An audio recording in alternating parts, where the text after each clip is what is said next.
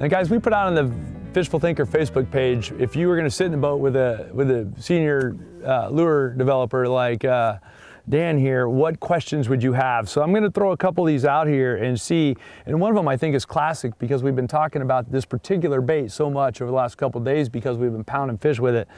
Neil wants to know, how has technology replaced or enhanced good old crafted lures, handcrafted lures, and why, you know, basically how the process has changed over time. The hit stick is a perfect example of this question, right? So we took an old balsa bait that had limitations but caught fish. Right.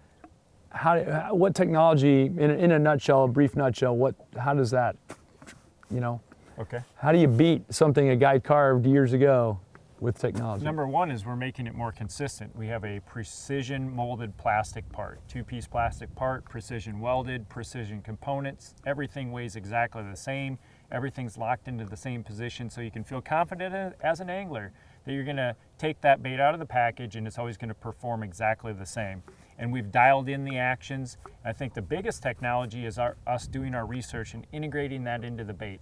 We do all the science and we let the fish tell us in the end what makes the bait a good bait, a good performing bait, right? So if the numbers of our field tests aren't good, we'll redo it. If the field test numbers turn out really positive and the fish likes it, then we'll continue to move on. And that's how we build perfect baits. So, but it starts in the CAD, right, with the design, but more importantly, the specific to this question, I think of the first thing I think of is that you put it in a flow tank and watch what it does, and then computer film it, and you can analyze that. You can analyze what makes it good or different and how to tune it, versus a guy that's carving and can make one a month. You can make one in 15 minutes and go try it again. Yep, I can microanalyze the action of the bait in our flow tank, and I can look at it within a 15-minute period. I can quantify it with our models that we have developed, and I can get an idea if I like the bait, if I don't like the bait, and I have a ton of research in giant notebooks that say what fish like and don't like, and I can look at my numbers. If it's not right, I'll move on to the next step in the process to make it right. I think that's a fantastic answer to that. The technology is really being able to analyze what made that old bait so good and be able to make it repeatable now, and that's a really important thing. So another gentleman wants to know, they want to know about printing the specs of the bait on the bottom. I think that's an easy one, and I understand the question. The gentleman wants to know, why don't manufacturers print on the bait how deep it runs, or does it float, or does it sink? In a lot of cases they do. In case of Berkley they do, in some cases they don't.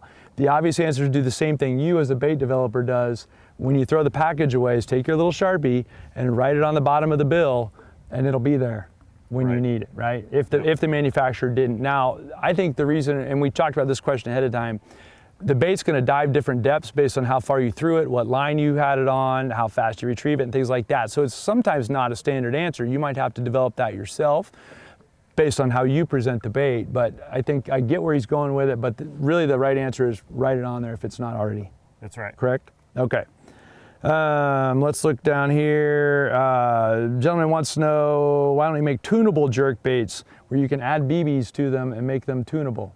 Okay. Why would you not do that, or why would you do that? So essentially like a weighting system so you can adjust it. So if you want it to slowly rise, suspend, or sink? Yep.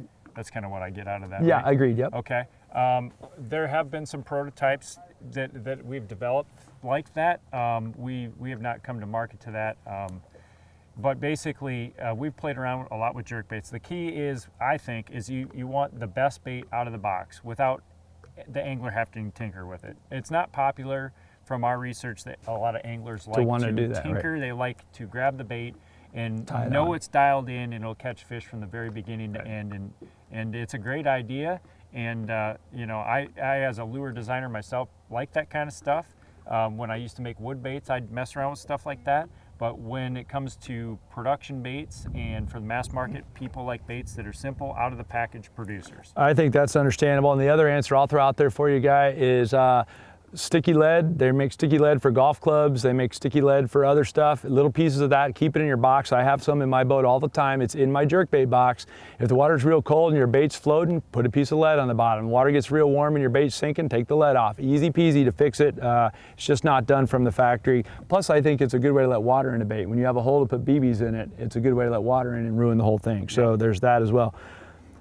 Somebody wants to know if you can put a Bluetooth transmitter in there to send running depth. I don't think we're going to get that. Gentleman, Bob wants to know, we want better instructions for use. That's my job, not his.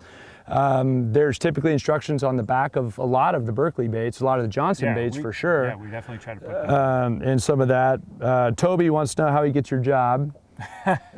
You're probably not going to tell him that, are you? Not for a while. Yeah. There you go. That's a good one right there. Well, thanks. Gentleman wants to know about UV. What is UV? Have you tested UV colors on fish? You know what's interesting about UV and optical brighteners and all this stuff is that most Teleus fishes cannot perceive that UV light. There are species in the salmonid family and cyprinids, which is minnows. They can see that, and then tropical species that live on the coral reefs and stuff. But for the most part, fishes do not perceive the UV light. So that is really interesting. You see it on package, you see it on baits, and but the science tells you otherwise. Gotcha. Now I want to point out that you have a master's degree in fisheries biology and almost a minor in botany as well. That's right. Yeah, so when he's talking about these big fancy Latin words for fish, he's been doing that to me for 2 days with grasses in the lake as well. Yep. But at any rate, he more than just a guy that plays with baits. You have the background in fisheries behind it as well. That's an important part. Well, guys, that's Fishful Thinkers. There's several more of them on here, but a lot of them are redundant. So if you want to join the conversation with us on Facebook, we'd appreciate that at Fishful Thinker. Also our YouTube channel at Fishful Thinker, Instagram, Dan Spengler 84 on Instagram or Dan Spengler on Facebook. That's right. Berkley-fishing.com. You can check out the products that he's designed and as well and developed, I should say, and all the rest of them as well that Berkley makes, lines and all the other stuff you see in our boat all the time. So we appreciate you guys watching very much. Hopefully you'll tune in. We'll see you next week.